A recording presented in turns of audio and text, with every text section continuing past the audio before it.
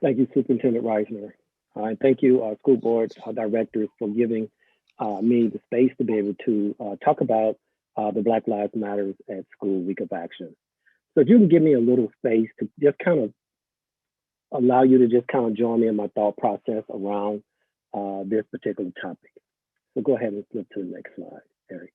Those of you who know anything about me, I'm a big time Alabama football fan. And so those of you who don't know, this is Devonta Smith. He won the Heisman Trophy this year. He's a receiver for Alabama. So go Roll Tide. But that wasn't the thing that excited me the most. I was excited about him winning. But there was something that grabbed my attention about this whole Heisman presentation. Go ahead and go to the next slide, Eric. They begin to show Devonta's mom and dad at the event. And usually at these award celebrations, they usually show the family, and it's typically a mother or a dad or mom and dad together. They're in support of their child. But one of the things that grabbed my attention were those in the back, the individuals behind the parents. And what I found out through the sharing of this story of Devonta Smith, this was the entire community, the majority of the community that he was from. He's from a small town in Louisiana. They all came to a community center to support Devonta Smith. Next slide. There's another picture of the community coming together to support one of their own from their community. So I begin to think in terms of the equity work for the district. And, you know, we always strive to support all of our students. At least that's what I hope. And I was like, you know, I'm very optimistic. And I say, that's what I want for Ames to come together to support their own. And so I was like, but I don't know if Ames, how can I push Ames to do that? And then I said, wait, Ames has done that before. They have come together to support one of their own. Next slide, Evan. I don't know if many of you can see this picture, but this was the day that Harrison Barnes announced the school that he was going to attend for college. And it would seem that the whole community of Ames went to that gym to hear him announce the school that he was going to. And what I ask of you from the board and the community, that, if we're able to support one of our own, right, in announcing what school he's going to go to or attend, then I call on you tonight to support all of our students, regardless of other areas that they may be involved in. Next slide. So it should not matter if, our students participate in sports and are successful being athletes, but we also want to support all of our students, specifically our Black students. Well, I want you to know that Black students come from all walks of life, but I want you to know that our students have modeled what it means to come together to support each other in every aspect of who they are, in everything that they bring to the table. A couple of years ago, I think it was, matter of fact, it was last year, we had a group to protest right between the high school, Ames High School, and Fellows Elementary. Eric, could you show that next slide? Westboro Baptist Church came to the school right across the street, and they began to put up all different types of signs protesting certain groups of our students. And our students came together to show their support for their students, for their classmates. And I want you to see these pictures, and I'm only going to show one. There are other pictures that I can show, but these students came together to support their students in all of who they are and all of who they bring into the school system. Next slide, Eric. This picture shows a group of students drawing little rainbow hearts around AHS. I was so humbled by the sight that I saw as an administrator of the overwhelming support of all types of students, all backgrounds and races and backgrounds coming together to support their peers. Next slide. You know, after the George Floyd murder and many other murders during that time of the pandemic, and there was many social unrest, I noticed something. In the USA Today, it stated that many major online book retailers sold out of books on fighting racism over the last few months. I mean, you couldn't buy a book around the topic of racism or anti-racist or inclusion or diversity. You couldn't buy a book. Next slide. CNN.com stated this. They said 15 of the top 20 best-selling books are about race, racism, and white supremacy in the United States. Sales surged following the last 8 days of protests after George Floyd's death in police custody. Next slide.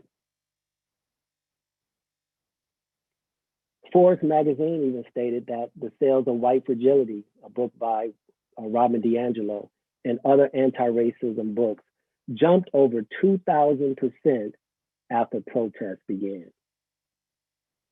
What that told me as an overwhelming response of those buying books that there is a desire to learn about how to interact with differences of those who don't think like you, may have the same background as you. There was an overwhelming response from what they saw from the protests over the summer. Next slide. Ames Tribune highlighted in June 8th that we're losing our kids. Black youth suicide rate rising far faster than for white. Coronavirus, police violence, deepened trauma. That was one of the titles of an article that they wrote in June. We know that news outlets have shared multiple times, and even we as a school district have shared multiple stories of the achievement gap, Iowa Blacks education, an in-depth look, school year starts, district looks at racial achievement gap.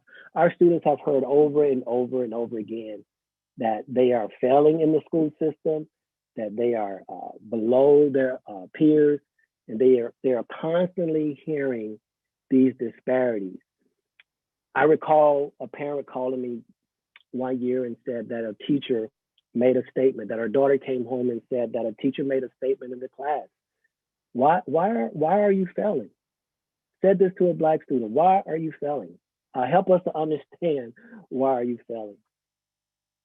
There are many stories that I can share about the experience of our Black students in Ames, our Black and brown students, to show the importance of highlighting Black Lives Matter at school. Next slide. I began to look at the data that we collected. Again, here we go with another panorama survey. But we sent out a survey right before the pandemic really took a grip on us, right before school closed. And we were looking at social emotional learning. And we wanted to gather some data specifically around student support and classroom environment, specifically around equity. And there were about 7 or 8 topics that we looked at. But one of the topics that we scored the lowest in this data was cultural awareness. And I just want to walk through a couple of percentage points for you. One of the questions that we asked our students, how often students learn about race, discuss and confront issues of race, ethnicity, and culture in school? 34% of our students responded favorably. Next slide. 14% of our students responded favorably to this question. How often do students at your school have important conversations about race, even when they might be uncomfortable? Next slide. 24% of our students responded favorably to this question. When there are major news events related to race, how often do adults at your school talk about them with students? Only 24% responded favorably. Another question, how often do you think about what someone of a different race, ethnicity, or culture experiences? 31% of our students responded favorably. Last one, at your school, how often are you encouraged to think more deeply about race-related topics? 31% of our students responded favorably. This is data collected with our 6th through 12th graders. These questions were not asked at that particular time of our 3rd through 5th graders. So this is data with our secondary students. Next slide. We just celebrated, which is kind of like the beginning of like Black History Month with the celebration of Reverend Dr. Martin Luther King's birth. And one of the quotes that have really stuck out to me this year is this quote from him. There comes a time when one must take position that is neither safe, nor politic, nor popular, but he must take it because conscience tells him it is right. So I introduced to you the Black Lives Matters at School Week of Action. What we wanted to do as a district, we really wanted to be intentional about expressing our care and recognizing and affirming our Black students in our district. We wanted to be intentional, but not talking about all the negative things, not talking about how bad you're doing in school, but we really wanted to be able to celebrate Black joy and Black success. And this is what these resources provide for us. And so, I mean, how fitting is it to start the week of February, which is a celebrated Black History Month, with being more intentional and direct with this message that Black Lives Matter at School Week of Action. Next slide, actually. A famous poet, author, Audra Lloyd. Here's a quote that she stated. Well, if I correctly say, they stated.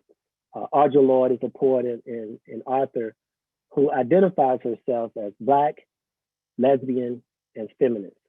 She made this statement: there is no such thing as single issue struggle because we do not live single issue lives. I want to give you just a quick context to what they were saying in this statement. This is from a speech that she spoke titled Learning from the 60s. And this is what they stated. Historically, difference has been used so cruelly against us that as a people, we were reluctant to tolerate any diversion from what was externally defined as Blackness. In the 60s, political correctness became not a guideline for living, but a new set of shackles. A small and vocal part of the Black community lost sight of the fact that unity does not mean unanimity, but Black people are not some standardly digestible quantity. So she said that there is no such thing as single issue struggle because we do not live single issue lives. Next slide.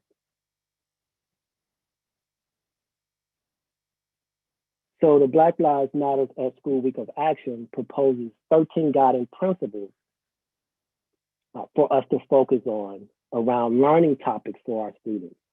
And so as you can see from the week of topics that will be addressed Monday through Friday, the week of February the 1st through the 5th, restorative justice, empathy, and loving engagement on Monday, Tuesday, diversity and globalism, Wednesday, trans affirming, queer affirming, and collective value. Thursday, intergenerational Black families and Black villages. And one of my favorite here, Black women and unapologetically Black. Next slide. One of the things that we wanted to do, we kind of dipped our toe in the BLM at School week last year. And again, we had a lot of back and forth on how to approach introducing this within our building. So I want everyone to know that, you know, this was not chosen like flippantly. This is not just something we pulled out of the air, but we really had some intense conversations with administrators as well as our teachers within the district. And so we wanted to make sure that we were more intentional about preparing our teachers to engage in this conversation. So as you can see, is that we laid it out in a sliding scale of entry points for our teachers. We understand that everyone is not at the same level of their learning. And so we wanted to make sure that we prepared a different section based upon the comfort level of our teachers. So as you can see from this table is that we have it broken up into 3 different entry levels. So we have a novice level, an emerging level, and experienced level based upon their own understanding. So I'll just highlight the novice for a second. You know, if we have a novice teacher who is thinking like, if hearing the phrase Black Lives Matter makes you uncomfortable, or you have not begun learning about different systems of oppression, we take our teachers in that column through a certain set of learning for them to be able to understand Black Lives Matters at school and what it means to say this phrase and what does it mean to interact in your curriculum around this topic. And we do that same thing for each learning level. Next slide. Once they choose which sliding scale that they're in or what learning level that they feel comfortable at, then we have some learning, some planning around how to implement this in your curriculum. So we share a common article by Stephanie Jones, one of the professors, Dr. Stephanie Jones, who wrote this article, Ending Curricular Violence. And so we all engage in some learning around this topic. And then as you can tell from the action steps, teachers engage in this learning around this topic. Next slide.